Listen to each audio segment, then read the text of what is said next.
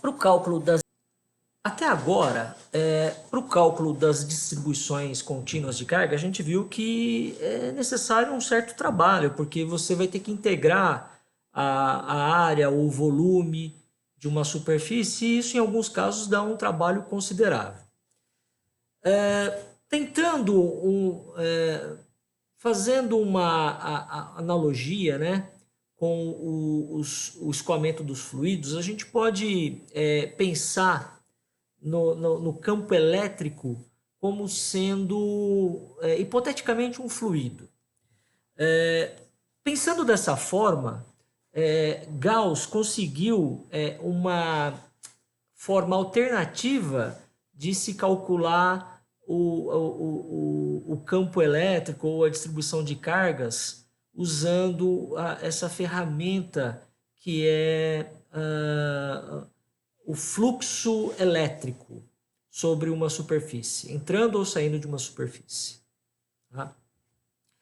Para isso, considera-se que você tem linhas de campo elétrico atravessando, por exemplo, uma superfície perpendicular, uma folha. Então, o número de linhas de campo elétrico que entram é igual ao número de linhas de campo elétrico que saem, caso essa superfície seja perpendicular ao campo. Okay? Então, o fluxo de campo elétrico nada mais é do que o campo elétrico vezes a área da superfície que está sendo atravessada pelo campo elétrico. Unidade Newton metro quadrado por Coulomb. Ok, então se a superfície for perpendicular, a gente vai ter o maior valor possível do fluxo.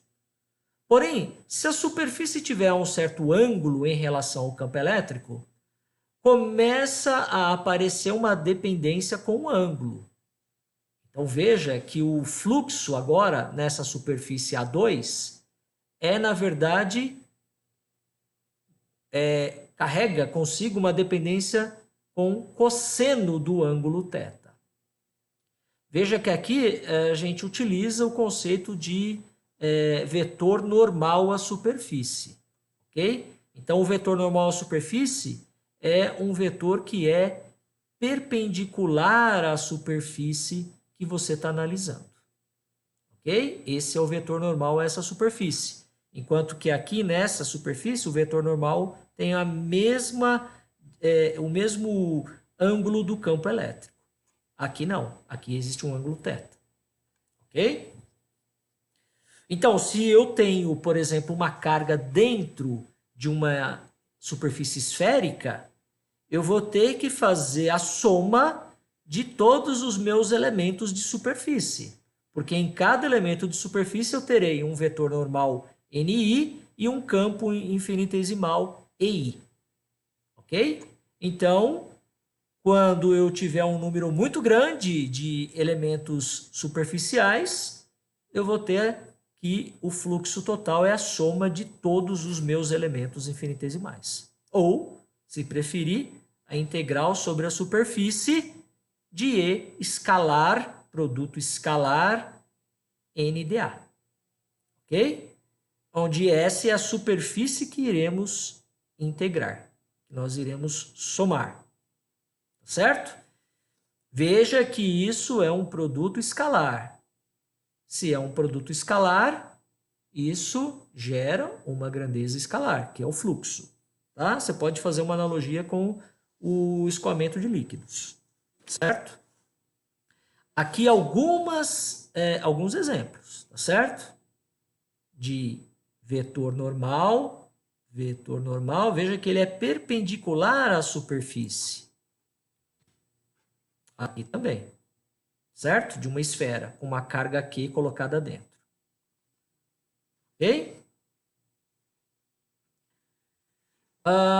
Muito bem.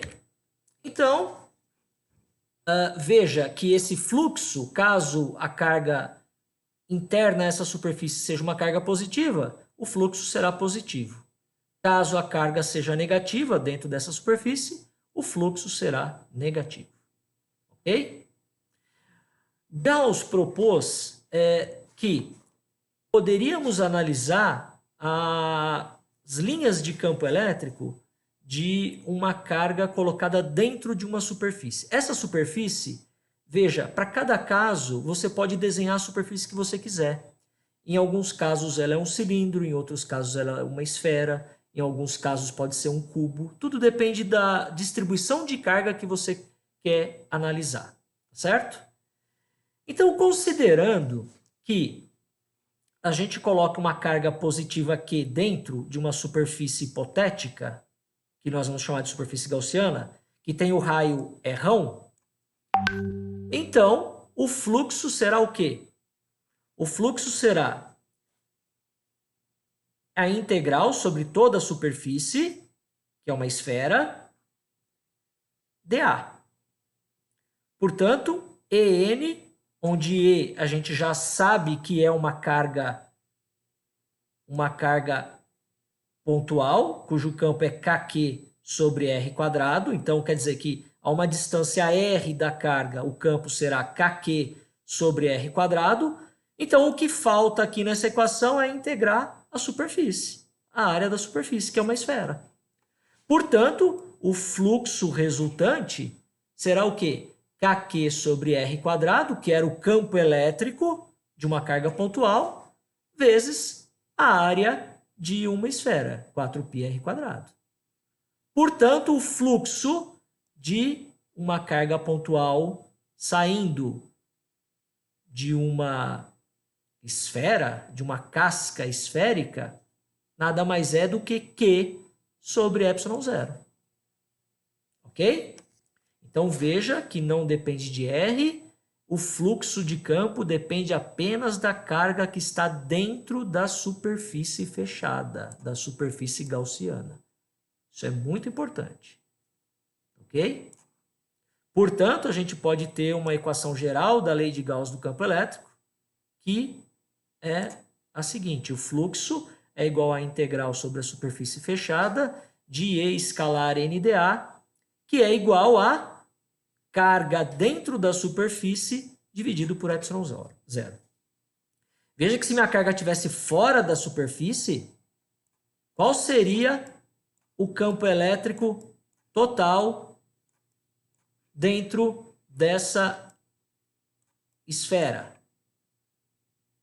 Seria 0, porque é o mesmo número de linhas que entram por aqui saem por aqui. Por isso que a teoria de Gauss é muito interessante, porque prevê que somente as cargas que estão dentro da superfície analisada é que vão contribuir com o campo elétrico que está saindo dela, ou entrando. Certo? Muito importante isso. Se você não abraçar uma carga, você não tem o campo elétrico. O campo elétrico é nulo. Certo? Aqui eu faço os cálculos para uma carga colocada dentro de uma casca esférica carregada, certo? Uma fina casca esférica carregada. Supondo que a carga está distribuída sobre uma casca oca, que é essa aqui, tá certo? Se eu desenhar uma superfície gaussiana externa abraçando essa carga, eu posso fazer o cálculo do campo elétrico gerado por essa superfície. De novo, eu vou usar o conceito de carga dentro, ok? Então, eu vou ter que fora essa distribuição de carga gera campos elétricos o quê? Saindo. Certo? Para todos os lados. Tá aqui. O vetor normal à superfície gaussiana, N, e o campo elétrico. Portanto, se eu sei que a área, que EN integral dA é igual a carga dentro sobre ε0, a gente tem que, como a integral de dA é 4πr quadrado, sendo R o raio da superfície gaussiana, que é esse lado esquerdo da equação, então o campo elétrico que emana, né, dessa superfície gaussiana, devido a essa distribuição de cargas internas aqui, ó, dessa casca, nada mais é do que 1 sobre 4π ε0, o valor da carga distribuída lá dentro sobre a distância ao quadrado. Se eu quiser considerar uma a carga aqui dentro dessa casca, eu vou ter que fazer uma superfície gaussiana aqui dentro. E qual vai ser a carga aqui dentro dessa interna, essa casca esférica interna aqui? A carga não existe, porque a carga está fora. Portanto, o campo elétrico dentro da casca esférica é nulo, certo? Essa é uma figura bastante conhecida, é a distribuição de campo elétrico de uma casca esférica carregada. Então veja que dentro da casca o campo elétrico é nulo. Fora da casca o campo elétrico diminui com 1 sobre R ao quadrado.